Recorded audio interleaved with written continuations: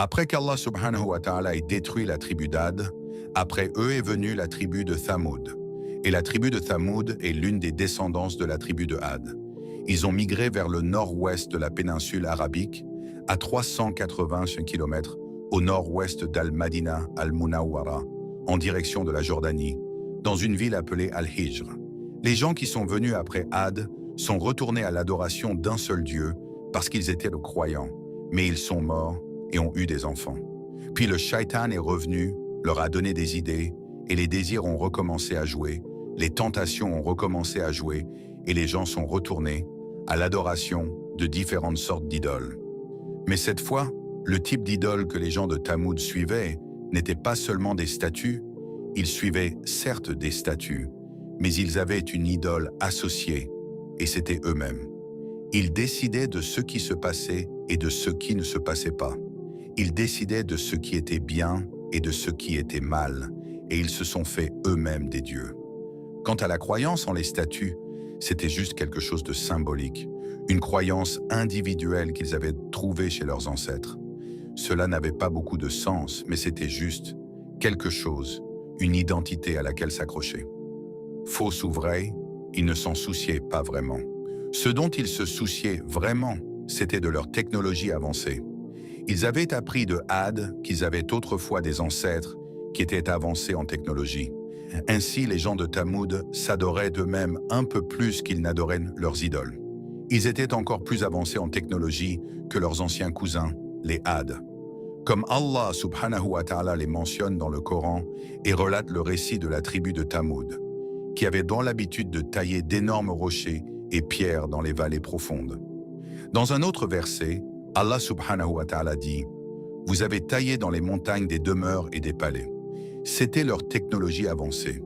Ils creusaient à l'intérieur des montagnes et sculptaient, avec leurs outils, des pièces, des couloirs, des bâtiments et des étages, ainsi que de magnifiques détails à l'intérieur des montagnes rocheuses.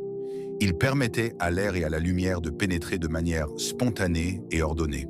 Ils ont réussi à transporter d'énormes pierres de la taille de collines depuis le fond des vallées grâce à leur technologie avancée.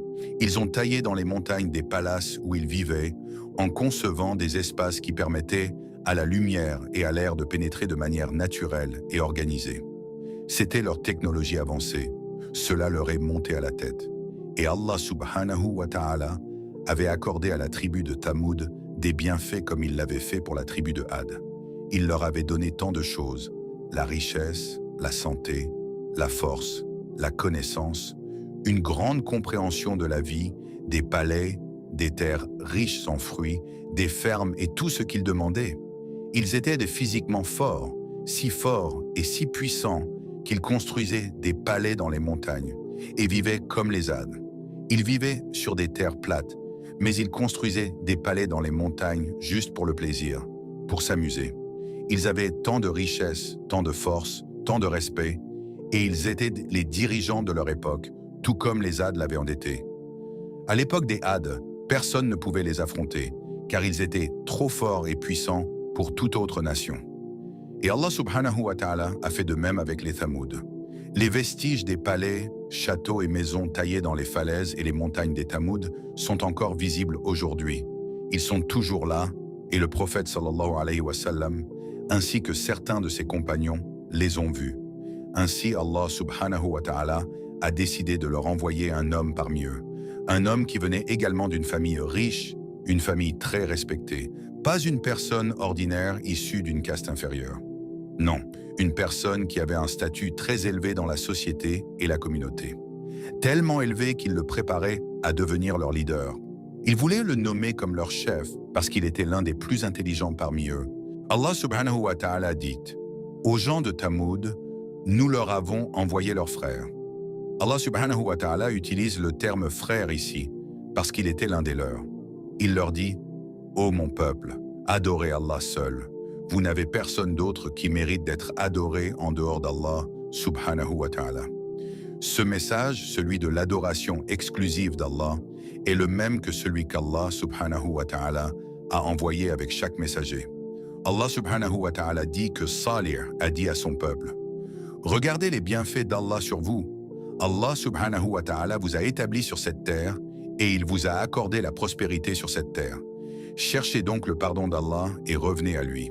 Alors Allah subhanahu wa ta'ala répondra à votre appel. Allah est en effet très proche et il exaucera vos prières. Ainsi Allah subhanahu wa ta'ala dit que leur frère Salih leur a dit « Ne craignez-vous pas Allah subhanahu wa ta'ala? Ne redoutez-vous pas un châtiment qui pourrait s'abattre sur vous? J'ai été envoyé en tant que messager honnête et digne de confiance auprès de vous. Craignez donc Allah, craignez votre Créateur et suivez ce que je vous dis, car ce message vient de lui. Je ne vous demande aucune récompense, rien, pas un sou. Ma rétribution est auprès d'Allah. » Salih, alayhi salam, était un homme très respecté et sage avant la prophétie.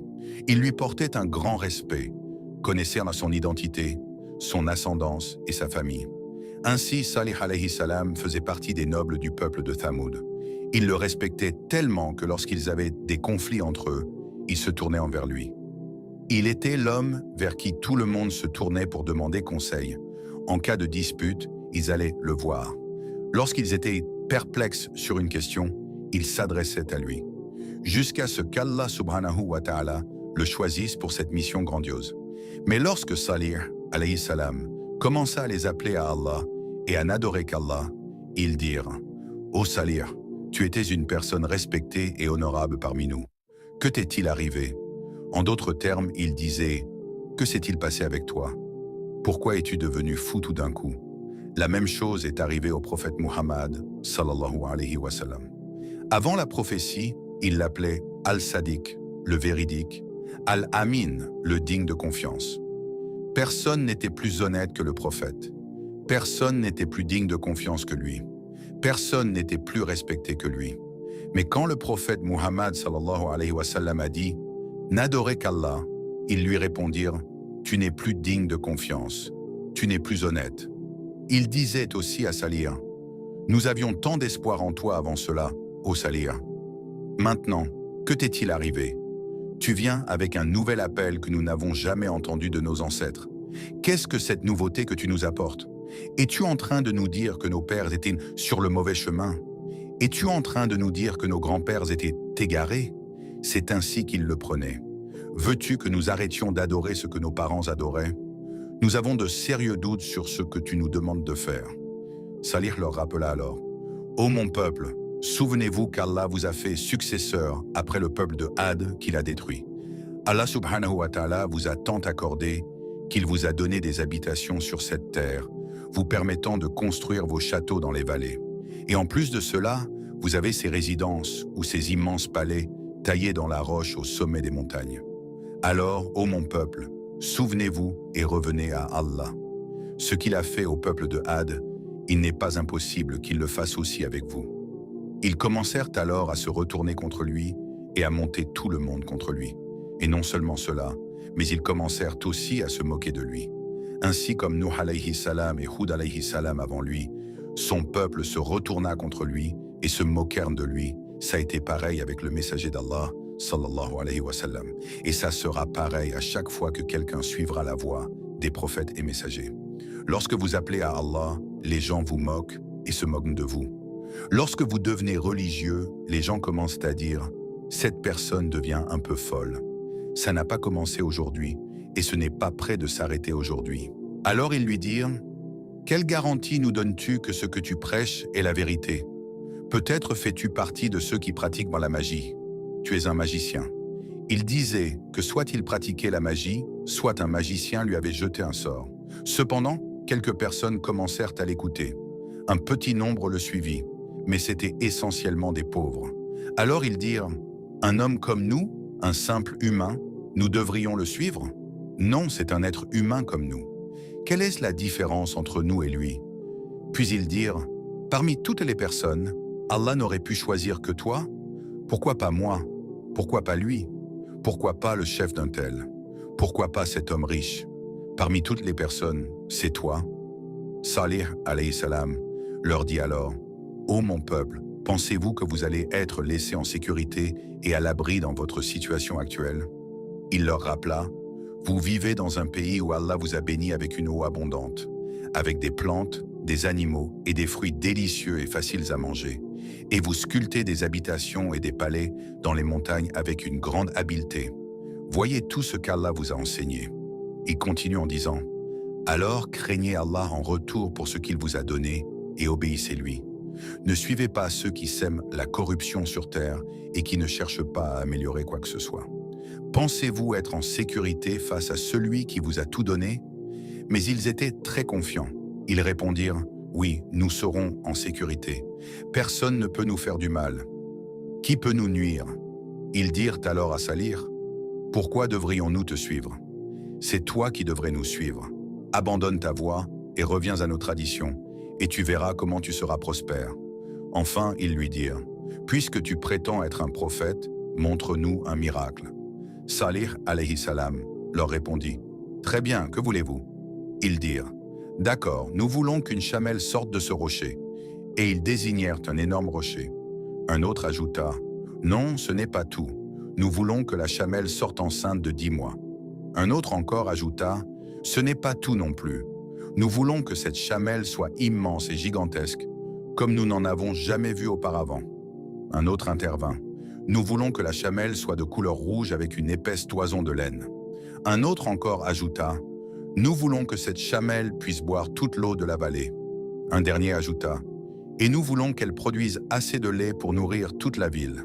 Chacun ajoutait ses propres exigences, venant de toutes parts, comme s'il se livrait à un simple jeu pour se moquer de Salih, alayhi salam, imaginant des choses qu'il pensait impossibles. Salih, alayhi salam, leur demanda alors, « Avez-vous fini ?»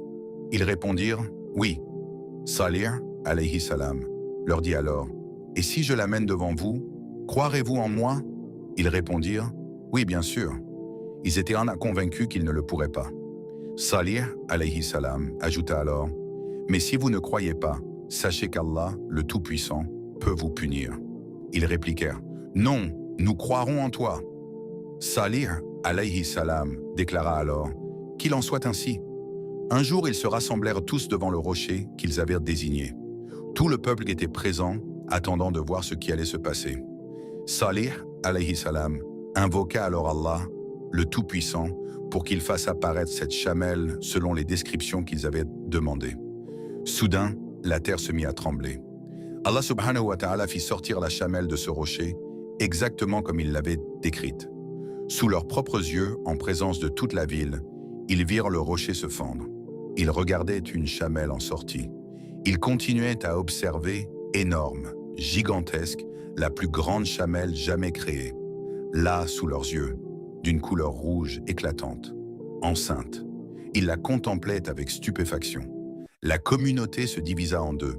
La majorité d'entre eux restaient figés, ne sachant que dire. Certains dirent, ce n'est que de la magie. Mais quelque chose s'était produit. Quelques personnes commencèrent à croire. Elles dirent, non, nous croyons que tu es un messager. Allah est unique. Nous ne voulons adorer que lui et rien d'autre. Le message commença alors à toucher les cœurs. La communauté était désormais divisée en deux camps. Le nombre de croyants commença à augmenter. Lorsqu'ils virent cela de leurs propres yeux, le messager Salih leur dit, « Voici la chamelle d'Allah. Elle n'appartient à personne. Elle n'est née d'aucune autre chamelle. C'est la chamelle d'Allah, un signe pour vous. Vous l'avez demandé, alors maintenant, vous devez la respecter. Allah a fixé une condition. Vous n'avez pas le droit de lui faire du mal.